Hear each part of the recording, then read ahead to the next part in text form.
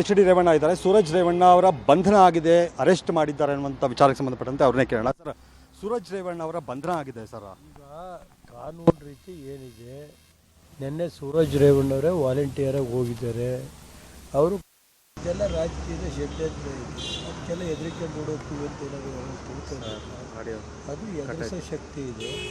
ದೇವರಿದ್ದಾರೆ, ದೇವ್ರಿಗೊಬ್ಬರಿಗೆ ನಾವು ರಾಜ್ಯದ ಜನತೆ ದೇವ್ರಿಗೆ ಬಿಡ್ತೀವಿ. ಓಕೆ, ಸೂರಜ್ ರೇವಣ್ಣನ ತಪ್ಪು ಮಾಡಿದ್ರೆ ಓಡೋಗಿರೋದು. ವಾಲಂಟಿಯರಾಗಿ ಹೋಗಿ ಈ ಥರ ಏನು ನಡೆದಿದೆ ಕಳೆದ ದಿವಸದಿಂದ ನಮ್ಮ ಕುಟುಂಬದ ಮೇಲೆ ಸತತವಾಗಿ ಏನು ನಡೀತಾ ಇದೆ ಅದ್ರ ಬಗ್ಗೆ ನಾನು ಇವತ್ತೇನು ಹೇಳಲ್ಲ.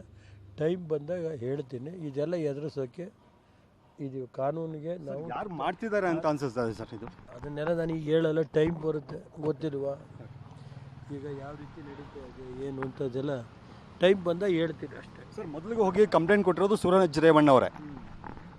ಅದು ಏನು ಮಾಡಿದ್ರು? ಕಂಪ್ಲೇಂಟ್ ಕೊಟ್ಟ ಮೇಲೆ ಯಾರು ಇದು ಮಾಡಿದ್ರ? ಮೆಡಿಕಲ್ ಆಗ್ತಿದೆ ಸರ್ ಈಗ.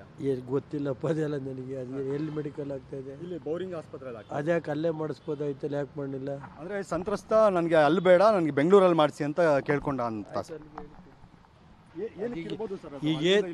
ಈಗೇನು ಹೇಳಲ್ಲ, ಟೈಮ್ ಬಂದಾಗ ಎಲ್ಲ ಹೇಳ್ತೀನಿ.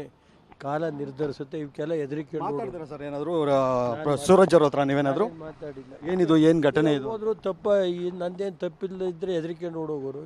ಏನಾದ್ರು ಇದ್ರೆ ಹೋದ್ರು. ಯಾವ ರೀತಿ ಏನು ನಡೀತಾ ಇದೆ ಈ ರಾಜ್ಯದಲ್ಲಿ ಅದ್ರ ಬಗ್ಗೆ ನಾನು ಇವತ್ತೇನು ಅಂದರೆ ನಿಮ್ಮ ಕುಟುಂಬನೇ ಟಾರ್ಗೆಟ್ ಮಾಡಿದಾರ ಅನ್ನೋದು ಅದು ನನಗೆ ಗೊತ್ತಿಲ್ಲ. ರಾಜ್ಯ ಜನತೆ ದೇವರೇ ಬಿಡ್ತೀನಿ ಅವರಿಗೆ. ಓಕೆ, ಇದು ಎಚ್ ಡಿ ರೇವಣ್ಣ ಅವರು ಹೇಳ್ತಾ ಇರುವಂತಹ ಮಾತುಗಳು. ಅಂದರೆ ಇದು ನಮ್ಮ ಕುಟುಂಬದ ವಿರುದ್ಧ ಷಡ್ಯಂತ್ರ ಆಗಿದೆ.